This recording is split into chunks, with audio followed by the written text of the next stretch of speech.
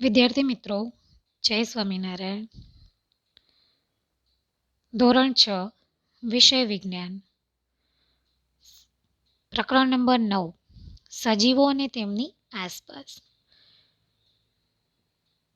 મિત્રો, આપણે વિડીયો દ્વારા જોયું કે સજીવ સૃષ્ટિ અને તેની આસપાસની જે વસ્તુ છે, પર્યાવરણ,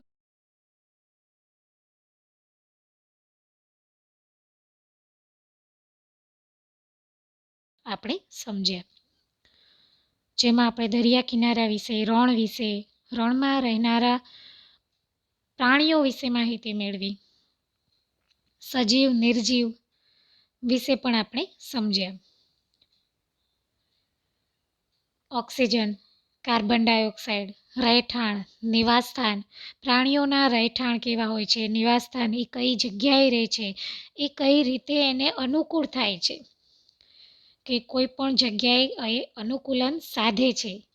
આ તમામ બાબત વિશે આપણે સમજ્યા. ભૂ નિવાસસ્થાન, જલીય નિવાસસ્થાન તેમજ શ્વસન છિદ્રો, બાષ્પસર્જન, પ્રકાશ સંશ્લેષણની પ્રક્રિયા, ઉત્સર્જન કોને કહેવાય, જૈવિક ક્રિયાઓ કેવી છે, જૈવિક ક્રિયાઓ કોને કહેવાય, અજૈવિક ક્રિયાઓ કોને કહેવાય, શ્વસન, રુધિરાભિસરણની ક્રિયા, અનુકૂલન, પ્રજનન, એક જેવો બીજો સજીવ ઉત્પન્ન કરવો, પ્રચલન. બે શબ્દ ખાસ ધ્યાન રાખવાના છે મિત્રો. પ્રચલન એટલે એક જગ્યાએથી બીજી જગ્યાએ જવું, અને પ્રજનન એટલે એક જેવો જ બીજો સજીવ ઉત્પન્ન કરવો. તો એના વિશે પણ આપણે માહિતી મેળવી.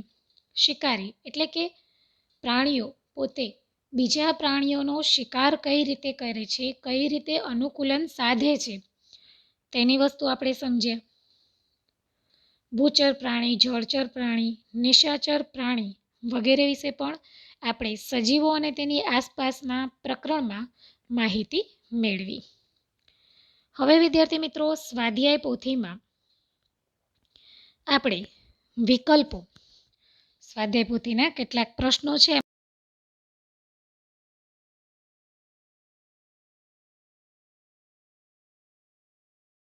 વિકલ્પ પસંદ કરી તેની બાજુમાં આપેલ વર્તુળને પેનથી પૂર્ણ ઘટ કરો. મિત્રો, તમે આગળના સત્રમાં પણ કર્યું હતું આપણે, તો અહીંયા અત્યારે તમારે બધાએ મારી સાથે સ્વાધ્યાય પોથી ઓપન કરીને બેસવાનું છે. જેમ હું ટીક કરાવું છું તેમ તમારે કરવાની છે. તેની સાથે સાથે આપણે વધારાની બીજી કોઈ પણ માહિતી પણ મેળવીશું. પહેલો વિકલ્પ છે, દરિયામાં વનસ્પતિ અને પ્રાણીઓ કેવા પાણીથી ઘેરાયેલા હોય છે. દરિયામાં વનસ્પતિ અને પ્રાણીઓ કેવા પાણીથી ઘેરાયેલા હોય છે. જેના વિકલ્પો છે ક્ષારયુક્ત, એમોનિયાયુક્ત, કાર્બનયુક્ત કે આપેલા તમામ. ફરી એકવાર, દરિયામાં વનસ્પતિ અને પ્રાણીઓ કેવા પાણીથી ઘેરાયેલા હોય છે. ક્ષારયુક્ત, એમોનિયાયુક્ત, કાર્બનયુક્ત કે આપેલ તમામ. તો એનો જવાબ લખીશું આપણે ક્ષારયુક્ત. આગળ જોઈએ વિકલ્પ નંબર 2, રણમાં કેવું વાતાવરણ હોય છે. રણમાં કેવું વાતાવરણ હોય છે. આપણે જે પાઠ જોયો એમાં રણ વિસ્તાર વિશે પણ માહિતી મેળવી. રણનું મુખ્ય પ્રાણી જે કહીએ કે રણમાં સારામાં સારી રીતે ચાલી શકે, કારણ કે રણની રેતી છે ખૂબ જ ગરમ હોય છે, ઉનાળામાં ખૂબ જ તપે છે, અને એ રેતીમાં ચાલવું એ અશક્ય છે.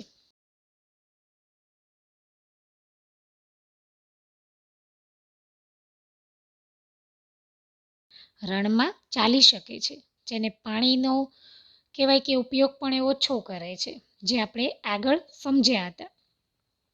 અનુકૂલન સાધી શકે છે. તો રણમાં ઊંટ જે છે એ અનુકૂલન સાધી શકે છે. તો અહીંયા પ્રશ્ન છે, રણમાં કેવું વાતાવરણ હોય છે. વિકલ્પ છે દિવસના સમયે ઠંડી અને રાત્રે ગરમી. દિવસના સમયે ઠંડી અને રાત્રે ગરમી. બીજો વિકલ્પ છે દિવસના સમયે ખૂબ જ ગરમી અને રાત્રે ખૂબ જ ઠંડી. ત્રીજો વિકલ્પ છે દિવસે ઓછી ગરમી અને રાત્રે વધારે ગરમી. ચોથો વિકલ્પ છે દિવસે ખૂબ ઠંડી અને રાત્રે ઓછી ઠંડી. તો એના વિકલ્પમાં આવશે દિવસના સમયે ખૂબ જ ગરમી. દિવસના સમયે ખૂબ જ ગરમી અને રાત્રે ખૂબ જ ઠંડી. તમારે રાઉન્ડ કરવાનો છે. ત્રીજો વિકલ્પ છે મિત્રો માછલીને પાણીમાં ઓગાળેલા ઓક્સિજનનો ઉપયોગ કરવા માટે શું મદદરૂપ થાય છે? માછલીને પાણીમાં ઓગળેલા ઓક્સિજનનો ઉપયોગ કરવા માટે શું મદદરૂપ થાય છે? પહેલું છે ચૂઈ, 2 મીનપક્ષ, 3 પૂંછડી અને 4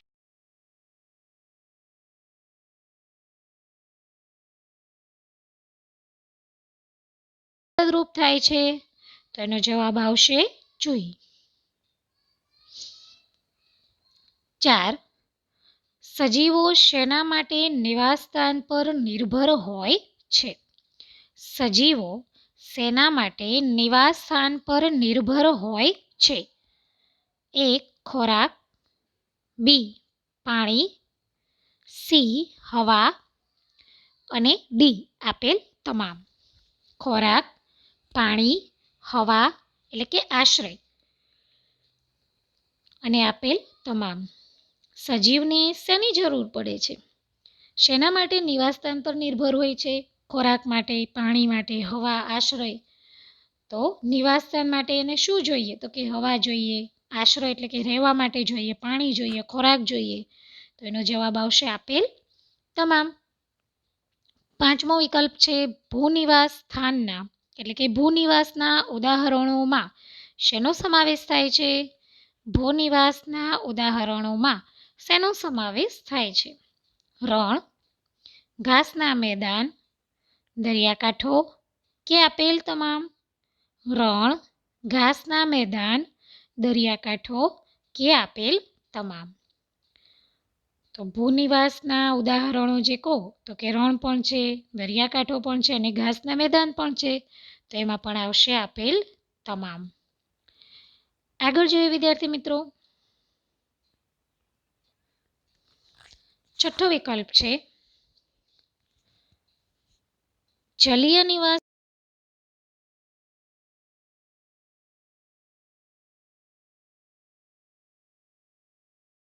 એકનો સમાવેશ થતો નથી.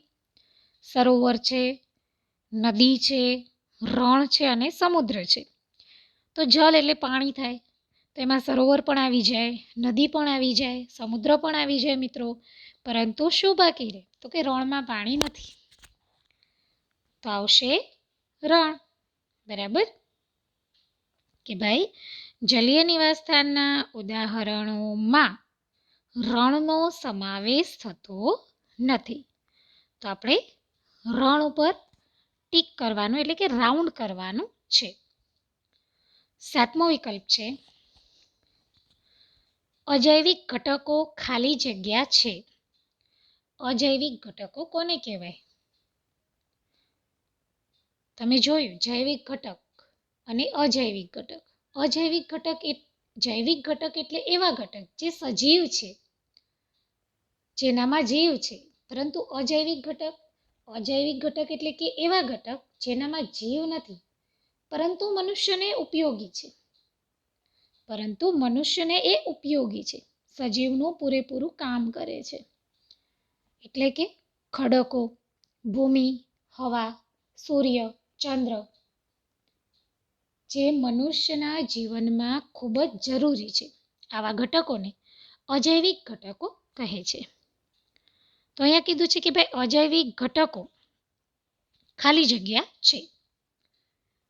જેના વિકલ્પ છે ઘટક, ખડકો, ભૂમિ, હવા અને આપેલ તમામ. તો આવશે આપેલ તમામ.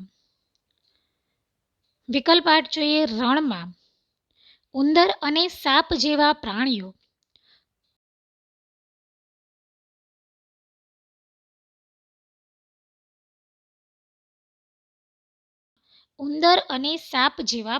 વસવાટ કરે છે.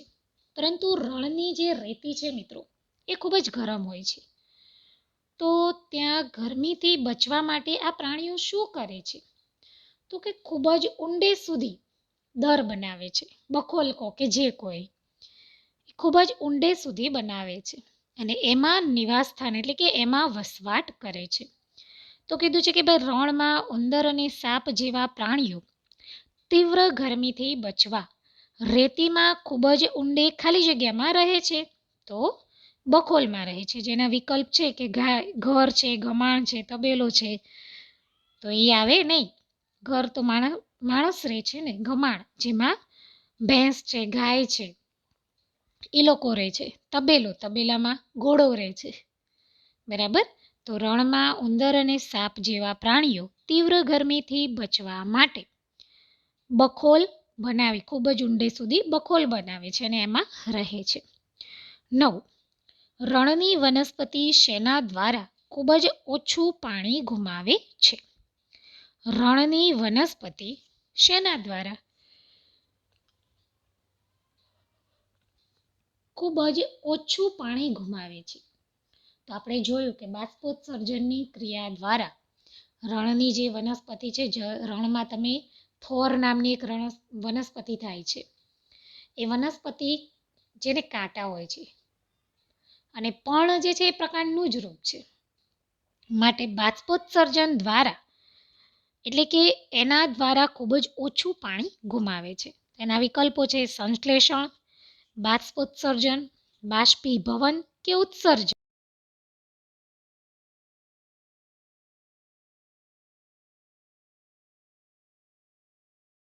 પાંદડા જેવી રચના શું છે? થોરની પાંદડા જેવી રચના શું છે? તો થોર છે, મેં હમણાં સમજાવ્યું કે થોર છે જેને પાંદડા જેવી જે રચના છે પ્રકાંડનું રૂપ છે, જે થડ આવે છે. થડ અને પર્ણ બંનેનું કહેવાય ને કે ભેગું કામ એ જે થોરમાં જે પાંદડા જેવી રચના છે એ કરે છે, જેના ઉપર કાંટા હોય છે. તમે ઘણીવાર જોયું હશે વિદ્યાર્થી મિત્રો. તો આ થોરની પાંદડા જેવી રચના શું છે? પર્ણ, પ્રકાંડ, મૂળ કે પુષ્પ? તો આવશે પ્રકાંડ. 11મો વિકલ્પ છે પર્વતીય પ્રદેશોના પ્રાણીઓ કયા એટલે કે ક્યાં વસવાટ કરે છે? યાક, પર્વતીય બકરી, હિમચિત્તો કે આપેલ તમામ પર્વતીય પ્રદેશમાં કયા પ્રાણીઓ વસવાટ કરે છે? તો પર્વતીય પ્રદેશમાં તમે જોયું કે ભાઈ યાક છે, પર્વતીય બકરી છે, હિમચિત્તો છે, એટલે કે આપેલ તમામ પ્રાણીઓ વસવાટ કરે છે.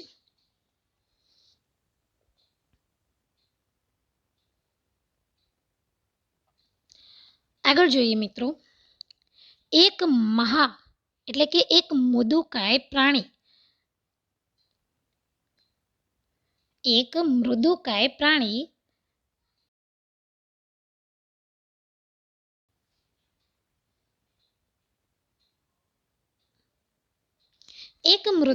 પ્રાણી સ્કિવિડ કેટલા પગ ધરાવે છે? એક મૃદુકાય પ્રાણી સ્કિવિડ કેટલા પગ ધરાવે છે? તો તમે જુઓ છો એના વિકલ્પ આપ્યા છે આપણને 2, 4, 8 કે 6. તો 8 પગ ધરાવે છે. તમે ઓક્ટોપસ જોયું હશે, એ પણ એ જ આ પ્રાણી છે. આગળ વાત કરીએ, નીચેનામાંથી કયું પ્રાણી શ્વસન માટે શ્વસન છિદ્રો ધરાવતું નથી? નીચેનામાંથી કયું પ્રાણી શ્વસન માટે શ્વસન છિદ્રો ધરાવતું નથી? માછલી, ડોલ્ફિન, વ્હેલ કે એક પણ નહીં?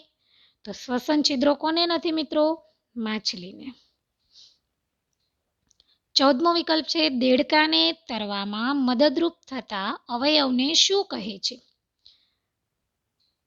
તો એના વિકલ્પ છે ઝાડવાદ, પૂંછડી, પાછલા પગ કે એક પણ નહીં. પાછલા પગ એને કૂદવામાં મદદ કરે છે. જ્યારે એને તરવા માટે શું મદદ કરે છે? તો કે ઝાડવાદ.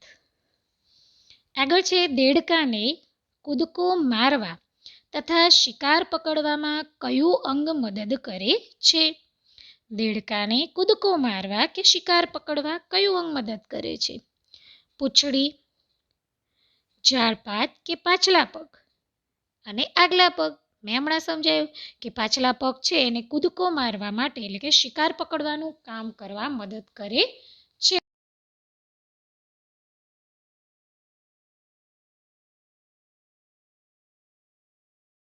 કરીએ મિત્રો, જલીય વનસ્પતિના પ્રકાંડ કેવા હોય છે? મારી સાથે સાથે તમારે પણ તમારી સ્વાધ્યાય પોથીમાં કહેવાય ને કે રાઉન્ડ કરતા જવાના છે. વિકલ્પના જવાબ લખતા જવાનું છે. જલીય વનસ્પતિના પ્રકાંડ કેવા હોય છે? લાંબા, પોલા, હલકા કે આપેલ તમામ? તો એનો જવાબ આવશે આપેલ તમામ. કારણ કે જલીય વનસ્પતિ આપણે જોયું વિડીયોમાં કે લાંબા હોય છે, અડવાથી તૂટી જાય એવા પણ હોય છે, એટલે કે પોલા અને હલકા હોય છે. આગળ વાત કરીએ 17. વનસ્પતિ કઈ ક્રિયા દ્વારા પોતાનો ખોરાક જાતે બનાવે છે? પ્રકાશ સંશ્લેષણ, બાષ્પોત્સર્જન, ઉત્સર્જન કે આપેલ તમામ? તો આપણે જોયું વિદ્યાર્થી મિત્રો કે વનસ્પતિ પ્રકાશ સંશ્લેષણની ક્રિયા દ્વારા પોતાનો ખોરાક જાતે બનાવે છે. તો લખીશું પ્રકાશ સંશ્લેષણ. 18. શ્વાસોશ્વાસ એ કઈ ક્રિયાનો એક ભાગ છે? શ્વસન ક્રિયા, પાચન ક્રિયા, રુધિરાભિસરણ ક્રિયા કે એક પણ નહીં? તો એમાં લખીશું શ્વાસોશ્વાસ એ શ્વસન ક્રિયાનો એક ભાગ છે. પાચન એટલે ખોરાકની વાત થઈ, રુધિરાભિસરણ એટલે લોહીના પરિભ્રમણની વાત થઈ, પરંતુ અહીંયા તો શ્વાસની વાત કરી છે, તો શ્વાસોશ્વાસ એ શ્વસન ક્રિયા છે. 19. વનસ્પતિ દ્વારા ખોરાક બનાવવાની પ્રક્રિયા દરમિયાન કયો વાયુ મુક્ત થાય છે? ઓક્સિજન, કાર્બન ડાયોક્સાઇડ, નાઇટ્રોજન કે ફોસ્ફરસ? તો એમાં આવશે ઓક્સિજન. અને છેલ્લો વિકલ્પ છે મિત્રો, કઈ વનસ્પતિના પર્ણને અડકતા તે પર્ણ ભીડાઈ જાય છે? લજામણી,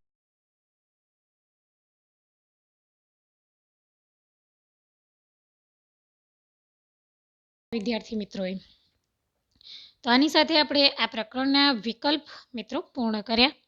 તમે બધાએ મારી સાથે સ્વાધ્યાય પોથીમાં જવાબ લખ્યા હશે. જો ન લખ્યા હોય તો બધાએ દરેક વિદ્યાર્થી મિત્રએ સ્વાધ્યાય પોથીમાં વિડીયોના આધારે અથવા વિડીયો જોયા બાદ પણ તમારે એના જવાબ સ્વાધ્યાય પોથીમાં લખવાના છે. જય સ્વામિનારાયણ વિદ્યાર્થી મિત્રો.